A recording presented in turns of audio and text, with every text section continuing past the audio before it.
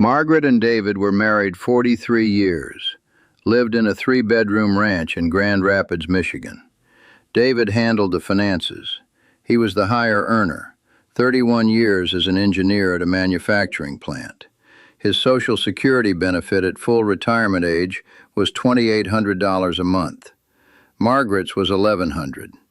Together, they had a combined income of about $82,000. Comfortable. They filed jointly, stayed below the IRMAA threshold, paid the standard Medicare Part B premium, $202.90 each. Their taxes were manageable. David died on a Saturday morning in February. Heart attack. No warning. Within 90 days, Margaret got hit with 4 financial penalties she never saw coming.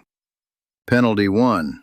Her household Social Security income dropped by $1,100 per month. She kept David's higher benefit, $2,800, but lost her own. That's $13,200 per year gone. Penalty 2. Her Medicare Part B premium nearly doubled. As a married couple filing jointly, their $82,000 in income was well below the $218,000 IRMAA threshold. But now Margaret files as single. The IRMAA threshold for single filers is $109,000. And here's the trap. IRMAA uses a 2-year look-back. The SSA is looking at her 2024 tax return, when David was still alive and they filed jointly with higher combined income. Her premium jumped from $202 to $405.80 per month. That's an extra $2,435 per year she didn't budget for. Penalty 3. Her tax bracket jumped. As a married couple, the 12% bracket covered income up to $100,800. As a single filer, the 12% bracket only covers up to $50,400. Same income, higher tax rate.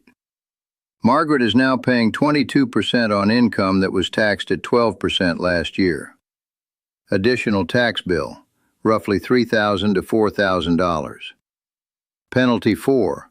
More of her Social Security became taxable. As a married couple, combined income under $44,000 meant only 50% of Social Security was taxable. Under $32,000 meant 0 was taxable. As a single filer, the thresholds drop. $25,000 for 0 tax, $34,000 for the 50% trigger.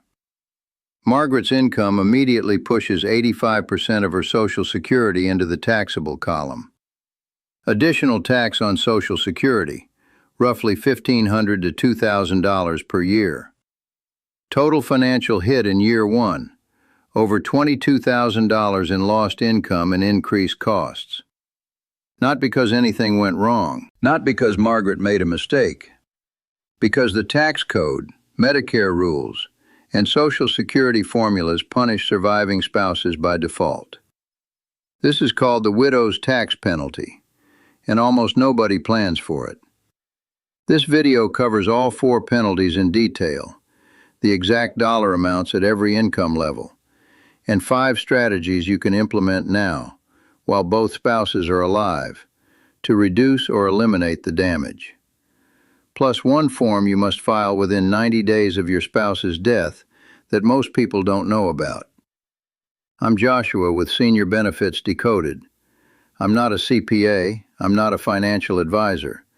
I'm a researcher who reads the tax code and Medicare regulations, so you don't have to. Everything in this video comes from the IRS, CMS, and the Social Security Administration. Links are in the description. If you're married and over 60, both of you need to watch this video. Subscribe now. Let's go.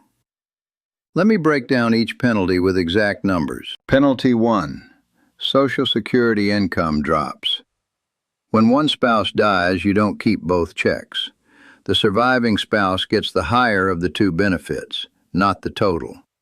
If David got $2,800 and Margaret got $1,100, the household was receiving $3,900 per month, $46,800 per year. After David dies, Margaret keeps the $2,800. she loses $13,200 per year instantly. If your benefits are closer together, say both spouses get $2,000, the surviving spouse keeps $2,000, not $4,000. That's a 50% income cut. At full retirement age, 67, the surviving spouse gets 100% of the deceased spouse's benefit. If you claim survivor benefits early, at age 60, you get only 71.5%. That's a 28.5% reduction for claiming 7 years early. On a $2,800 benefit, that's $798 per month gone. Almost $800 less every single month for the rest of your life. The reduction increases gradually, over 75% at 61, over 80% at 63, over 90% at 65, and 100% at full retirement age. Critical strategy. If you're the lower earning spouse and your own benefit is small, you can claim survivor benefits at 60 and switch to your own retirement benefit at 70, if your own benefit would be higher by then due to delayed retirement credits. Or you can do the reverse. Claim your own reduced retirement benefit at 62 and switch to the full survivor benefit at full retirement age. This switching strategy can add $50,000 to $100,000 or more over a lifetime. But here's the mistake most widows make. They walk into the Social Security office. The representative asks which benefit they want, and they pick one without understanding they could sequence them. The SSA representative is not required to explain the switching strategy. You have to know to ask. Penalty 2. The IRMAA Medicare trap. This is the one that blindsides people. When David was alive, they filed married filing jointly. The IRMAA threshold for joint filers is $218,000. Their income was $82,000, nowhere near the threshold. Standard premium, $202.90 per person. The year after David dies, Margaret files as single.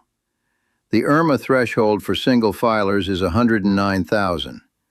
Already half the married threshold. But it gets worse. IRMAA uses a 2-year look-back. For 2026 premiums, the SSA looks at your 2024 tax return. In 2024, David was alive. They filed jointly.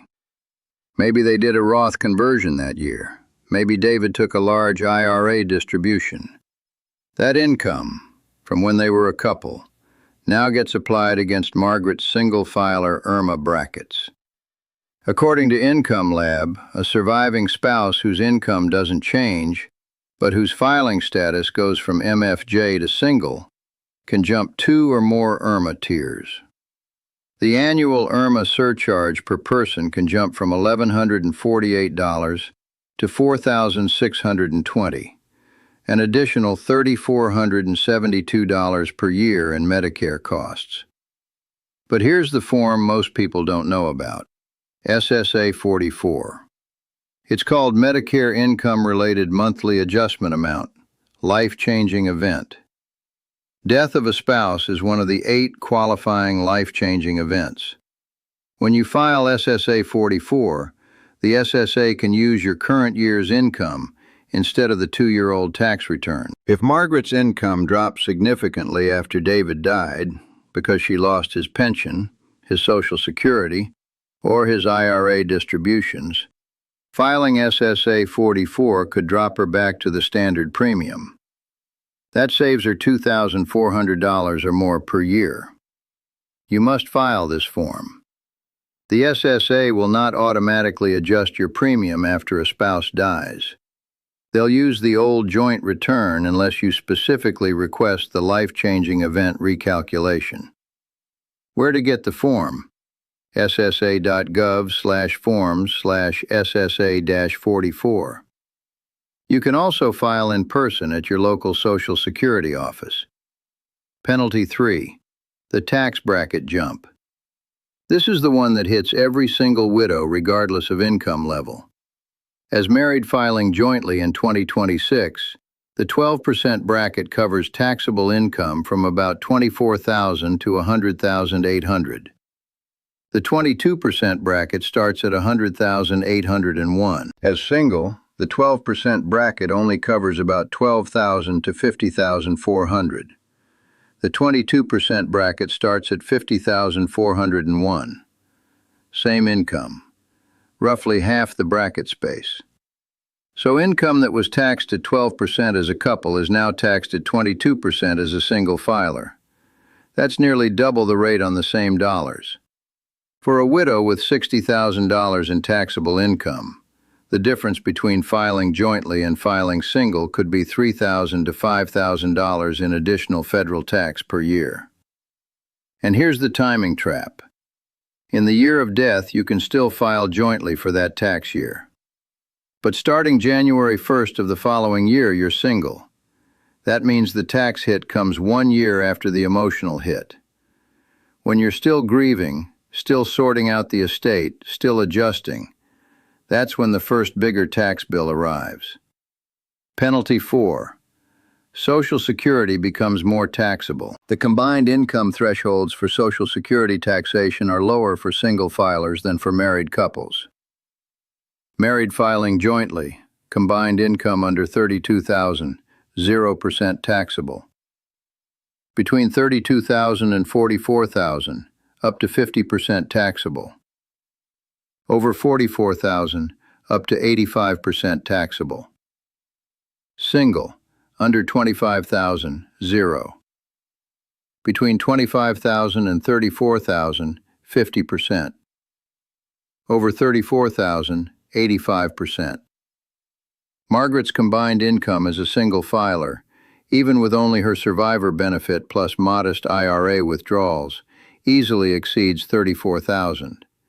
That means up to 85% of her $2,800 monthly Social Security is now taxable.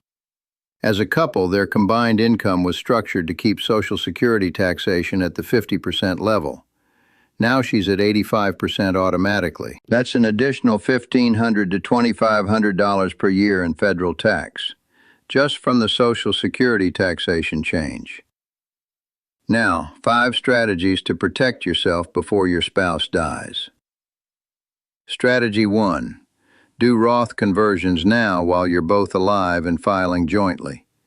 Every dollar converted from a traditional IRA to a Roth while you have the wider married filing jointly brackets is a dollar that won't create taxable income for the surviving spouse later. Roth withdrawals don't count toward MAGI, which means they don't trigger IRMAA. They don't push Social Security into taxable territory, and they don't push you into higher brackets. The married filing jointly brackets give you roughly double the conversion room at lower rates. Use it now. Strategy 2. Plan which spouse claims Social Security first and at what age. If one spouse is the higher earner, consider having them delay to 70, because that maximizes the survivor benefit the other spouse will eventually receive. The difference between a $2,800 survivor benefit and a $3,400 survivor benefit, because David delayed to 70, is $72,000 over 10 years for Margaret. Strategy 3. Know the switching strategy. If you're widowed before age 70, you may be able to claim one benefit early and switch to the other later. Claim survivor benefits at 60 and let your own benefit grow until 70. Or claim your own benefit at 62 and switch to the higher survivor benefit at full retirement age. This only works if you don't take both at the same time. You have to sequence them. Strategy 4. File SSA 44 within 90 days of your spouse's death. Don't wait. Don't assume the SSA will figure it out. They won't. Download the form, attach a death certificate and proof of your current reduced income, and submit it. This can save you $2,000 to $6,000 per year in IRMAA surcharges. Strategy 5. Consider a qualified charitable distribution from your IRA to reduce your AGI below the IRMAA and Social Security taxation thresholds. As a single filer, you have less room, but a QCD of $10,000 to $20,000 directly to charity can keep your MAGI under $109,000. and avoid IRMAA entirely. It counts toward your RMD without adding to your taxable income. Here's your action checklist. Step 1. If both spouses are alive, run the numbers now. Calculate what each spouse's income would look like as a single filer. Check the IRMAA single filer brackets, the tax brackets, and the Social Security combined income thresholds. Know the gap before it becomes an emergency. Step 2. If both spouses are alive, discuss Roth conversions. Even $20,000 to $40,000 per year over 5 years converts $100,000 to $200,000 out of the IRMAA and tax danger zone permanently. Step 3. If both spouses are alive, decide who delays Social Security to 70. The higher earner delaying to 70 maximizes the survivor benefit for decades. Step 4. If your spouse recently passed, file Form SSA 44 immediately. Download it from ssa.gov/forms/SSA-44. Attach the death certificate and current income documentation. Step 5. If your spouse recently passed, call the SSA at 1-800-77-21213 and ask about the switching strategy for survivor benefits. Don't just accept the first benefit they offer. Ask, can I claim survivor benefits now and switch to my own retirement benefit later, or vice versa? Next week, I'm breaking down the 5 biggest mistakes retirees make with their required minimum distributions, and how one wrong move can cost you 25% of your entire IRA balance overnight. Hit subscribe. Drop a comment. Are you planning for the widow's tax penalty, or did this catch you off guard? I read every one. I'm Joshua. This is Senior Benefits Decoded. I'll see you in the next one.